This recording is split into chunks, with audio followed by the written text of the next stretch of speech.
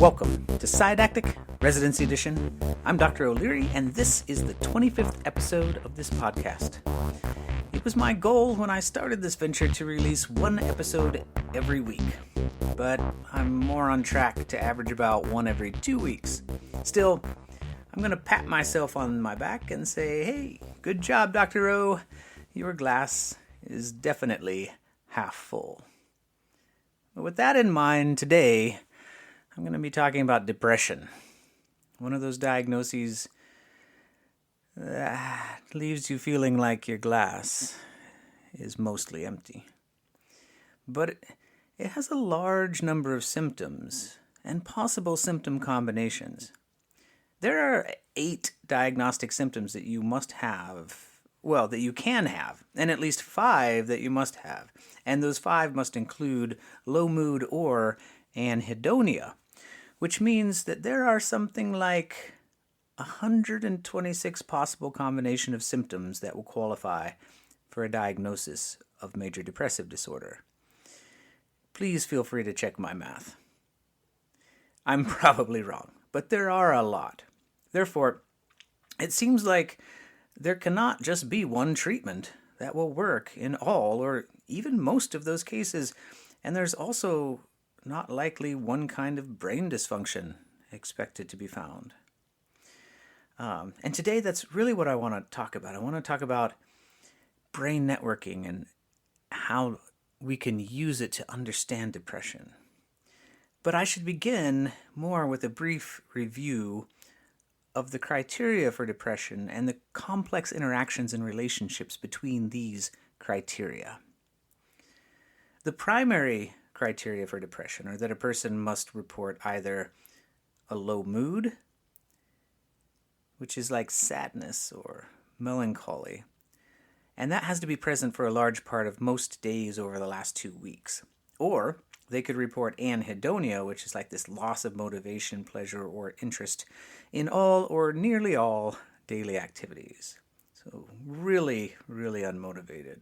And that has to be present over the same 2-week period.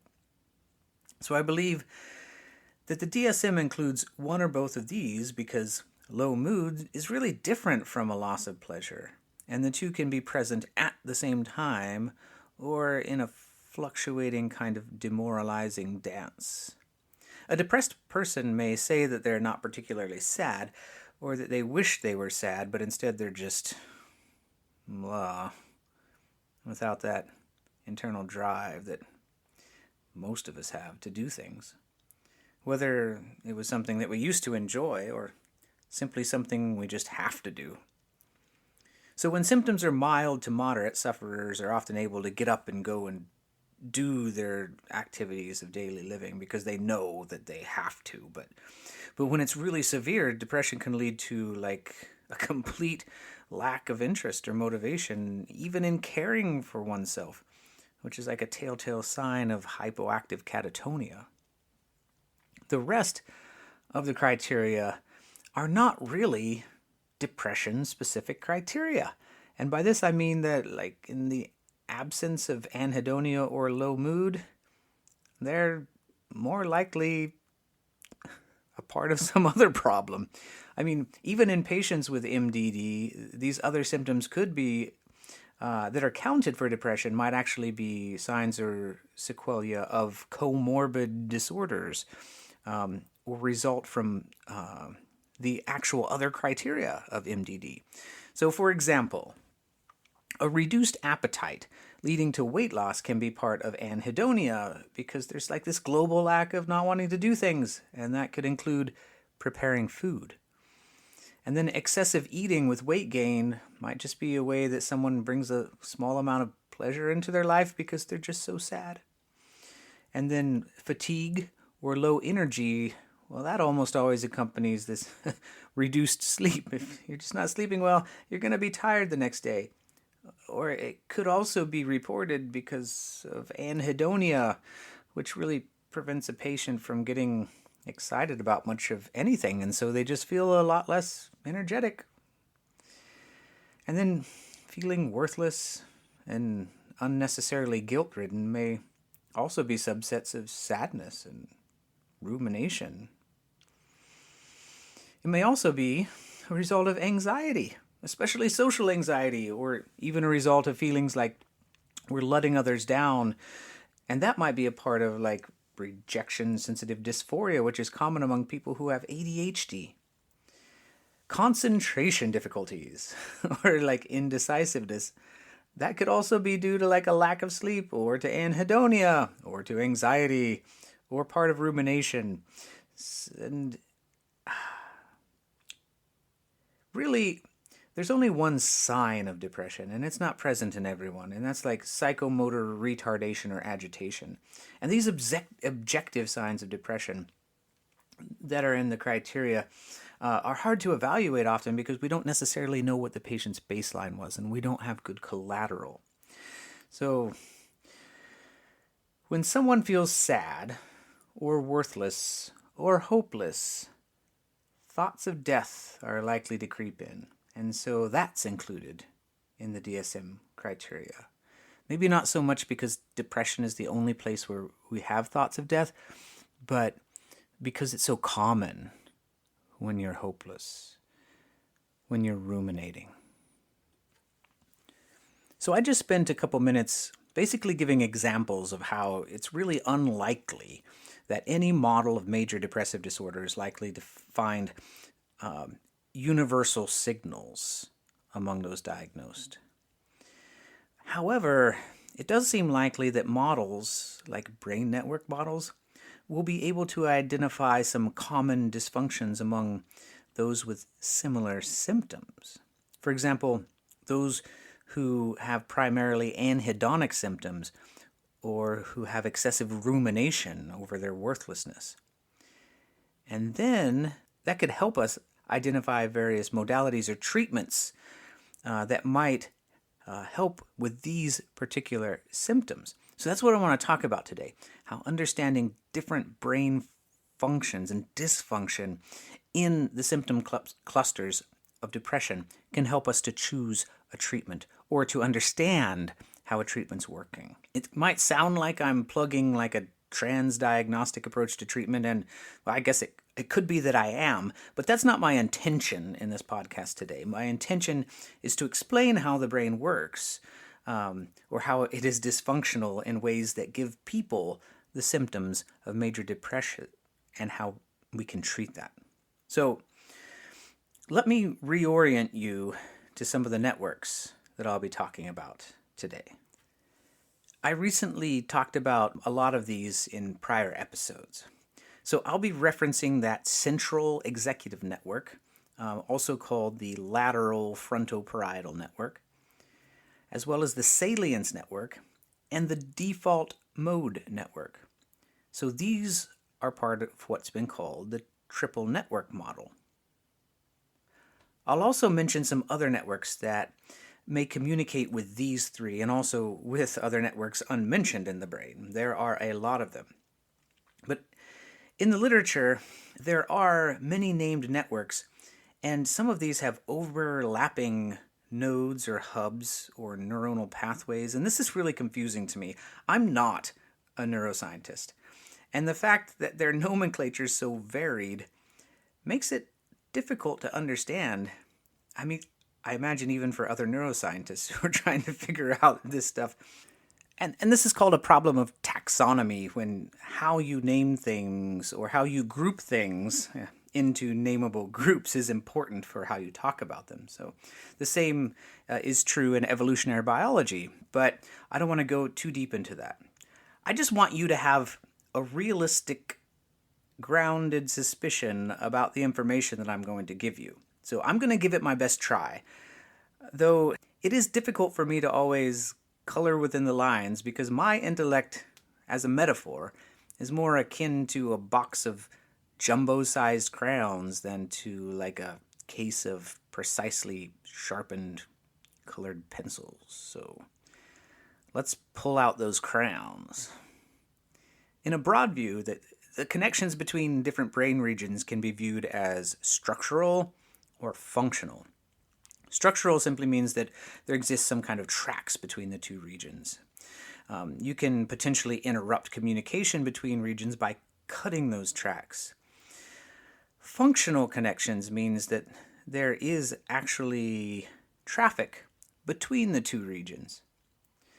While structural connections are necessary for functional connectivity, they're not sufficient for it. I've also read about effective connections, which means that there exist structural and functional connections already, but there is also some sort of organized or directed control of the communication along these tracks. If you have undirected functional connections, that can result in, well, dysfunction or ineffective functioning.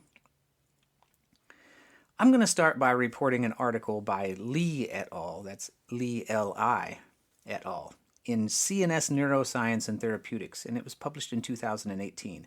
It was called A Brain Network Model for Depression, From Symptom Understanding to Disease Intervention. So what they propose is that there's this functional connection in brain regions that can explain things like dysphoria, rumination, anhedonia, and then problems with cognitive control, what they call disrupted cognitive control. So for a patient sitting in your office, this could be someone who's excessively and persistently sad, constantly thinking about what a failure they are or how the world would be better off without them.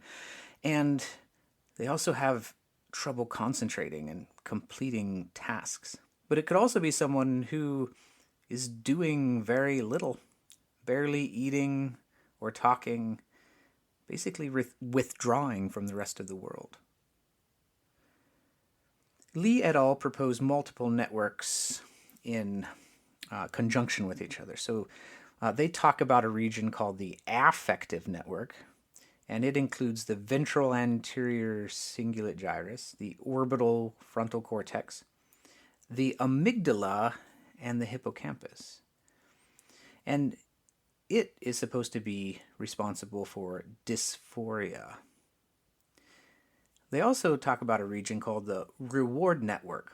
So that includes the prefrontal cortex and the caudate nucleus and the nucleus accumbens. And this is supposed to be responsible for anhedonia, or a lack of attention to rewarding stimuli.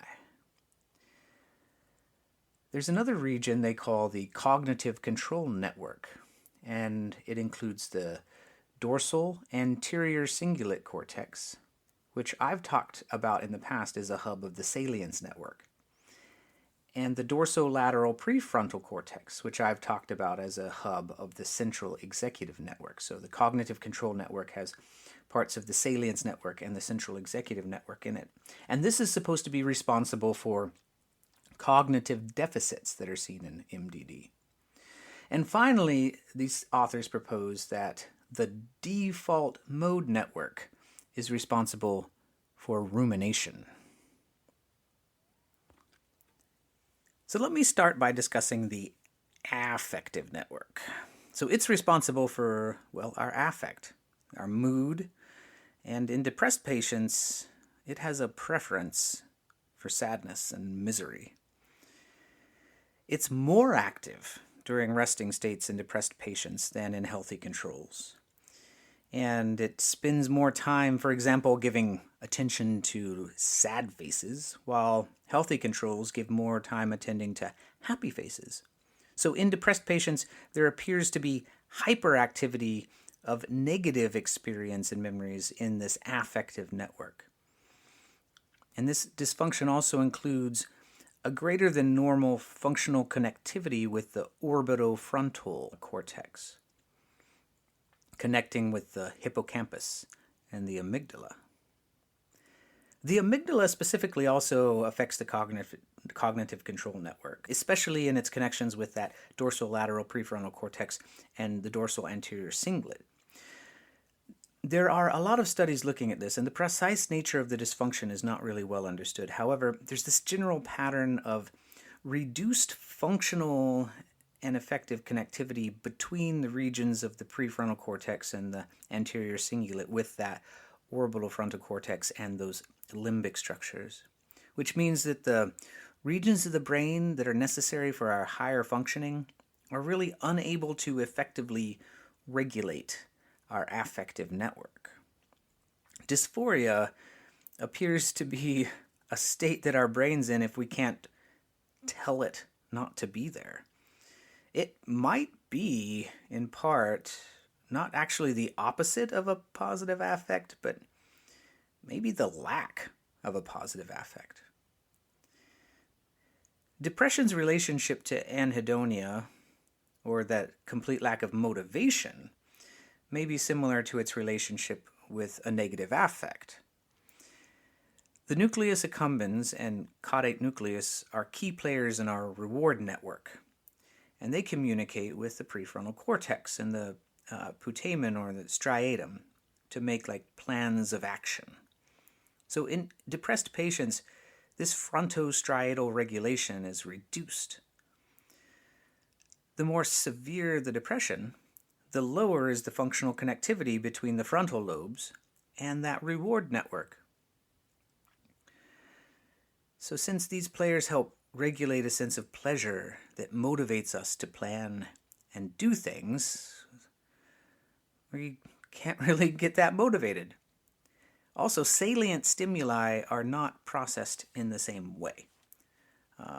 Normally, new or unexpected sensory stimuli are especially rewarding to the brain, cause a lot of dopamine release, and we're drawn to investigate them. But in depression, there's this lack of a motivating response, or it just kind of peters out really quickly. Many of my depressed patients note that they can still experience some positive affect and motivation in certain social situations, but they just can't maintain these feelings once that constant external stimuli is gone. Their reward network seems to lack enough functional connectivity to their cognitive networks at baseline to promote any normal reward responses. Instead, what seems to happen in depression is that patients are drawn away from what would be normally rewarding experiences for other people into a flood of activity in the default mode network, into a swamp of rumination. This rumination is often associated with that flood of negative affect, or with maybe a lack of motivation to do anything else. The default mode network drives rumination and directs our salience network toward internal stimuli when patients are depressed instead of external stimuli. The default mode network may even predispose patients to depression by being persistently or stably overactive, even when a patient's not meeting criteria for MDD. This means that for people who have been depressed, the default mode network is still likely to be overactive even when they're back into a euthymic state. In patients prone to depression who are in remission or recovered, default mode activity at baseline is still higher than in controls. And functional connectivity between the default mode network and executive regions is reduced. And it continues to be reduced even when they recover frequently, which means that the default mode network, it's really not being reliably suppressed by our central executive network. So in depression-prone patients, the default mode network is in a persistently ruminative state, and it's just kind of waiting for some bad or negative experience to drive itself back into self-defeating rumination. The default mode network may also be telling our salience network to drive our salience toward internal or negative stimuli and away from that big, beautiful world around us. This might be a risk factor for developing depression, say in response to highly stressful events or grief or chronic stress. The default mode network is supposed to tone itself down in the presence of task-specific things, like when the executive network tells us to pay attention or do something or plan something out. But in patients with depression, the default mode network might only be able to transiently respond to suppression by the central executive network, but not remain stably suppressed. Being forced by your default mode network, basically, into a ruminative state, it might not actually be inherently pathological or bad at all times. I mean, some social isolation and soul searching might be necessary to do things like imagine a new way forward for yourself, or to question your own actions or your own previously held beliefs. But if your affective network and your reward networks are also not responding reliably to executive control, then they might be giving the default mode network just a sad and unrewarding place to sit and think. Now let me move on more to treatments, because knowing that an aberrant functioning of the brains is associated with depression, I mean, it doesn't help us unless we can start to see why certain treatments might be helpful. So pharmacological agents can promote or suppress functioning in certain regions of the brain. I'll just talk about a couple here. So, for example, a study of ketamine infusions by Evans and colleagues in Biological Psychiatry in 2018, which they titled Default Mode Connectivity in Major Depressive Disorder Measured Up to 10 Days After Ketamine Administration, showed an immediate increase in functional connectivity between the default mode network and a lot of other brain regions, which wasn't there previously. And it might account for ketamine's ability to rapidly alleviate a lot of the symptoms of depression. However, after 10 days, this increased connectivity was no longer significant. There have also been multiple studies that were reported in a paper from Gerlach et al. In Neuroimage Clinical in 2022 that showed that in response to SSRIs, there's an increased activity in the dorsolateral prefrontal cortex. And in fact, this increase after treatment was present regardless of whether a response was shown on symptom rating scales. So the increase in the activity of the dorsolateral prefrontal cortex might help suppress the default mode network, but it also doesn't reliably lead to remission. Another paper by Dini et al. In Frontiers in Human Neuroscience, it's called Dynamic Functional Connectivity Predicts Treatment Response to Electroconvulsive Therapy in Major Depressive Disorder, showed increased functional connectivity between the cognitive control network, which includes our executive and salience networks, and the default mode network following ECT. And this was in 191 patients with depressive disorders that received ECT compared to 61 healthy controls that also got ECT. So in past episodes, I've discussed the recent breakthroughs, especially the SAINT protocol, which is Stanford's protocol for accelerated doses of transcranial magnetic stimulation using intermittent theta burst stimulation of the brain. And it targets the left dorsolateral prefrontal cortex and its connections with the subgenual anterior cingulate cortex. This protocol excites this brain region and may restore from some of the functional connectivity between our central executive network and other networks of the brain, though I haven't really seen studies that specifically look at that. But what has been demonstrated is that by increasing activity in these regions, patients have a rapid resolution of depressive symptoms, and these response rates, at least right now, are rivaling those of ECT.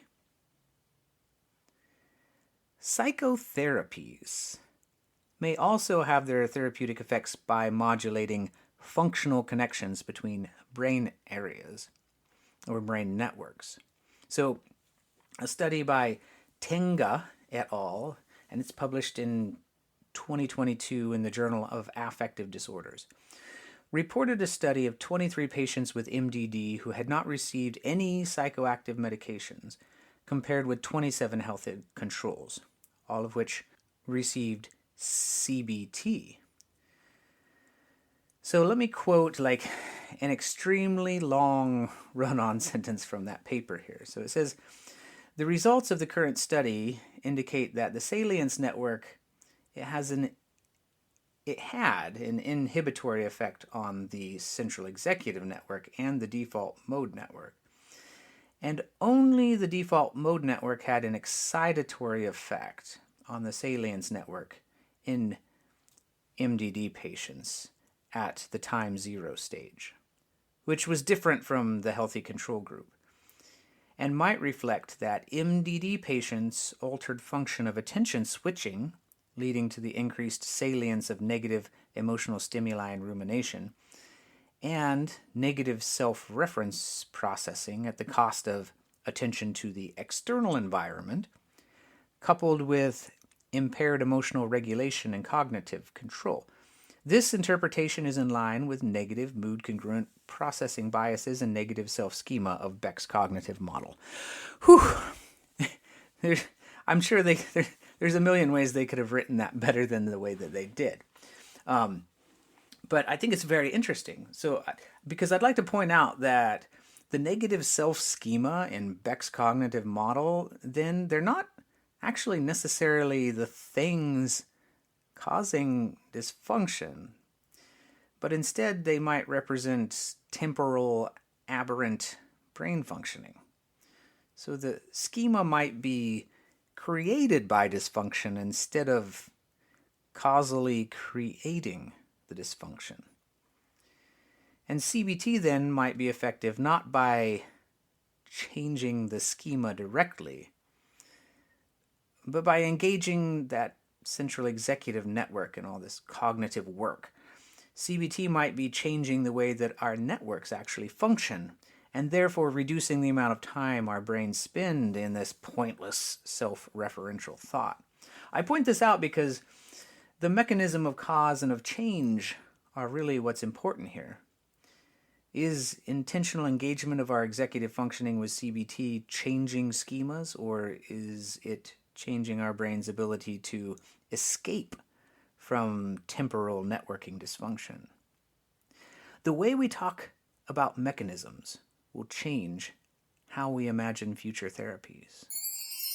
I have taken enough of your time today. So to summarize, there are multiple potential brain networking dysfunctions that could result in the signs and symptoms of MDD. Many of these dysfunctions seem to be related to an increase of the functioning of the default mode network and the affective network, especially with response to negative feelings, and a reduced capacity of our executive or cognitive control systems to dampen down these other networks. It may also be that the default mode network is training our salience network toward more internal stimuli, and when these stimuli are negative, to ruminate on them.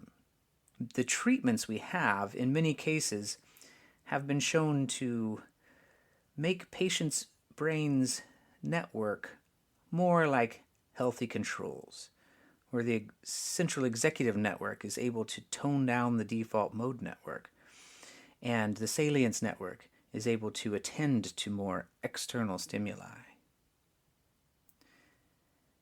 Thank you for joining me today. I hope in future episodes I'll be able to bring you more about how brain networks work in different psychiatric disorders.